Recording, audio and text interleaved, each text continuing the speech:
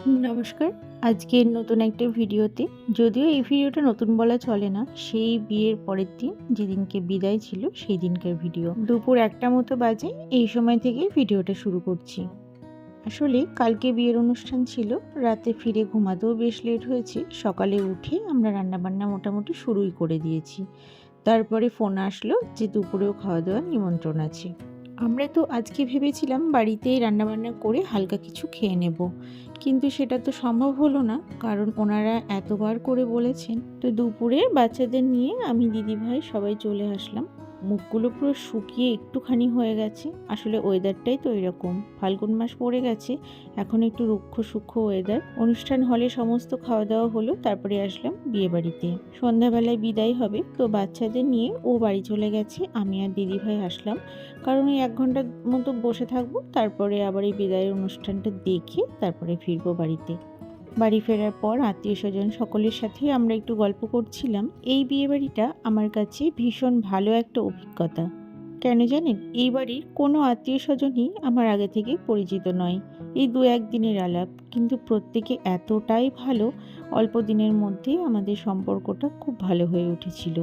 সম্পর্ক দূরের হলেও কেউ যে এতটা আপন হয়ে যেতে পারে, সেটা কিন্তু এনাদের সাথে না মিশলে বোঝা যেত না। বিয়ের যে কনে বিদায়ের জন্য সে তৈরি হচ্ছিল অনুষ্ঠান হলে, আর এদিকে যে নিয়মকানুনগুলো রয়েছে সেগুলো করার জন্য সকলে এখানে আয়োজন করছে। এনাদের নিয়মকানুন আমাদের থেকে অনেকটাই আলাদা। আমাদের যেমন বিয়ের পরের দিন সকালেই বিদায় হয়ে যায়, এনাদের সেরকম কিছু নয়। সন্ধেবেলায় নববধূকে বরণ করে ঘরে তোলা হয়। সবচেয়ে মজার ব্যাপার যে এই বাড়ির কাছে বিয়ে হচ্ছে, যার জন্য মন খারাপ, কান্নাকাটি কোনো কিছুই ছিল না।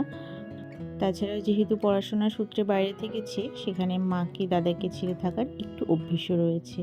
বরং উল্টোটাই হয়েছে, বরের মুখটাই একটু ভার ভার ছিল। যার বিয়ে, তার নাম রিয়া, এতটাই মিষ্টি, বাইরে থেকে যেমন নম্র স্বভাব, ভিতর থেকে ততটাই স্ট্রং। কিছুদিন ধরে শরীরটা এতটাই খারাপ, আমার এই ভিডিও করা, এডিট করা, পোস্ট করা কোনোটাই ভালো লাগছে না করতে। আর বিয়ে হয়ে অলরেডি হানিমুন হয়ে গেছে ওদের, আর আমি এখন এই ভিডিও পোস্ট করছি।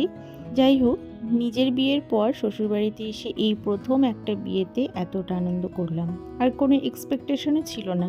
যখন আমি বাপের বাড়িতে ছিলাম, দিদিভাই ফোন করলো বিয়ে বাড়ি আছে, কয়েকটা শাড়ি, সাজগোজের জিনিসপত্র ওখান থেকে নিয়ে আসতে। আসলে আমার সমস্ত জিনিসপত্র এবাড়ি ওবাড়ি ভাগ করা থাকে, যখন যেখানে প্রয়োজন পড়ে ব্যবহার করতে পারি। তারপরে তো দেখছি একদম আইবুড়ো ভাতের দিন থেকে শুরু করে বৌভাত পর্যন্ত টানা নিমন্ত্রণ।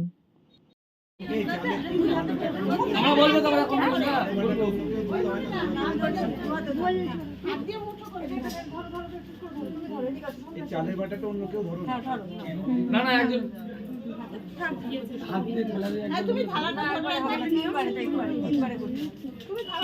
তুমি নিজে এক হাতে ধরো, এক হাতে দাও।